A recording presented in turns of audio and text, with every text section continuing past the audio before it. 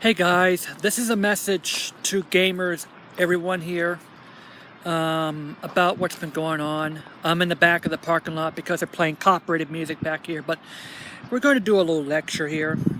I tried to do a podcast. I was trying to do that, but ended up in a disaster.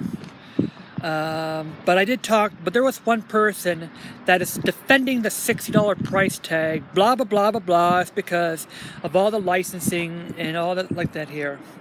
But I'm going to be talking to you about something here, towards that person, towards other gamers. The $60 you spend on a retail game, let's break it down here towards the pie. $5 of that goes to console, license, whatever.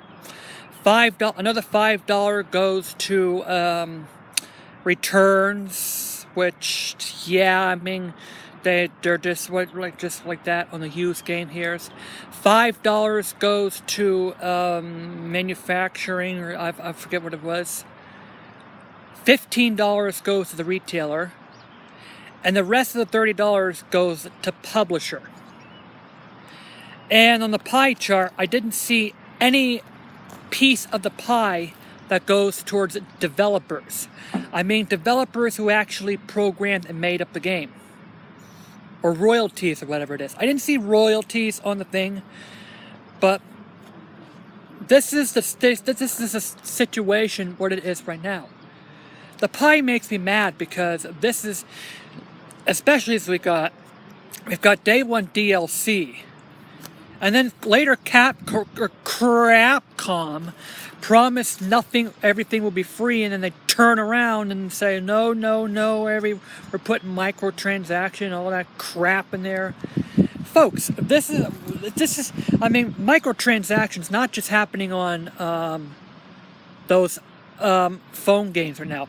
Microtransactions is now getting at the level of the iOS games or freemiums, and are now putting them in $60 games now, and it's really becoming a problem.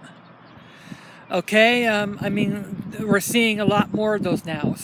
And like, Street Fighter is you have to play a lot of hours in order for you to unlock a couple of things.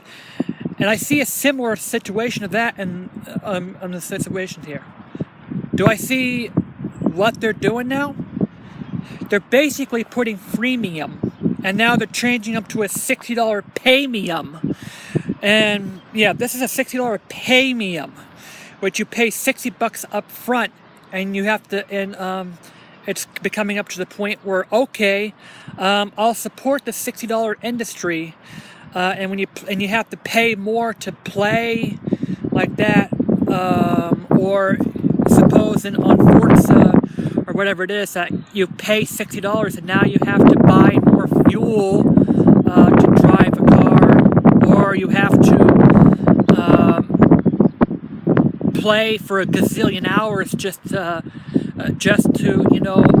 advance forward, or you can do that for or pay a truckload of money to go up.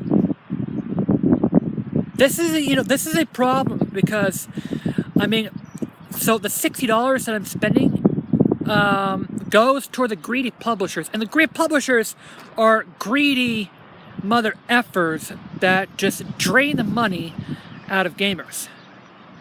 All right, people, the game should be $40, and at least, and there has to be at least $25 of that should go to the developers. Here's the pie what it should be. At least 35% should go towards developers, and the other 15%, go to publishers, or better yet, 4/5 of the half should go to developers. Now, you see, is that the case? I mean, the game should be $40. 35% should go toward, at least 35% at least 60 to 70% of the profits from the publishers should be royalty towards developers. Because when there is a really good percentage of that in royalty towards developers, they get rewarded for good work.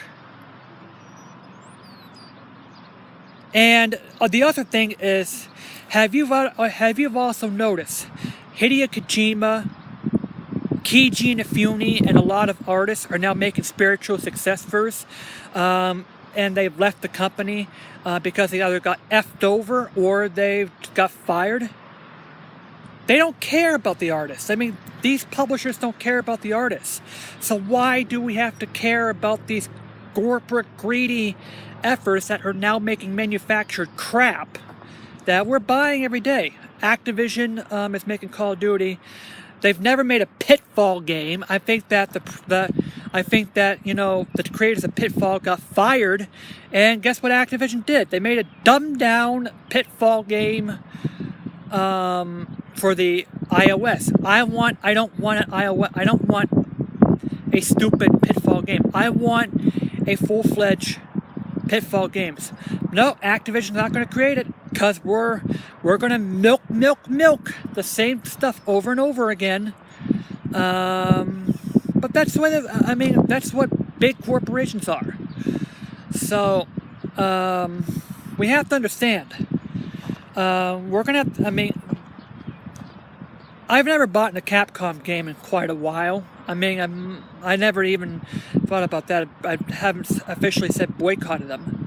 I certainly boycotted EA because of the bull crap they're serving here. I'm done with Little Big Planet because of the broken game.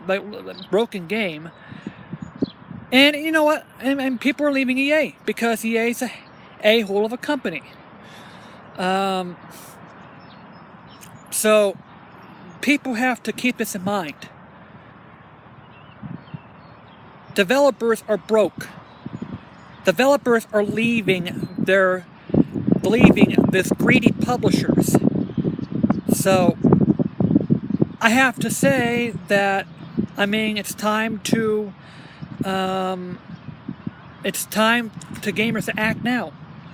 We need to show them, say, hey, look, how much of the game, how much of the money I'm paying is going to the developers.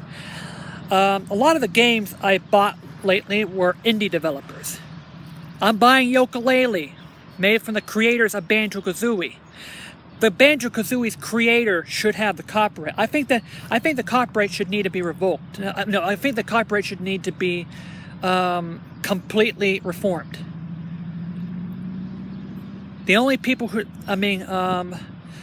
the artists should have a big chunk of the copyright, and I have to say that they need. The artists. I think the artists, as part of the fault there, I think the original creator of the works should.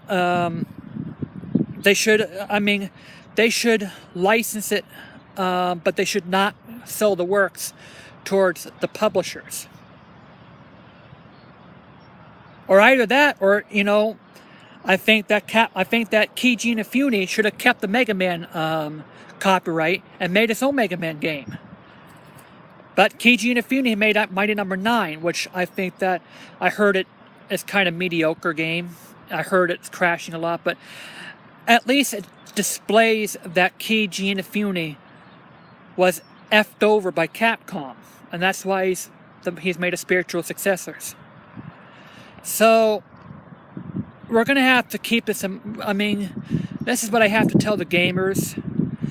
Look, we have to stand up to these companies. We have to stand up to EA. We have to stand up to Activision, because these are hallmarks of greedy companies. They want a lot of the chunks. They are making ways to milk the customers. They didn't create the work. They're just manufacturing and publishing the work. So we're going to have to keep this in notice now. So hopefully we can be able to bring gaming back to where it was. And that's what I have to say. This is me, JD out, and yeah. And oh yeah, I mean, I'm still ticked off at Doom because, oh yeah, Bethesda is right now,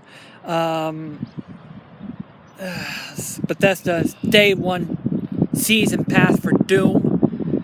Yeah, it just gives you a complete game.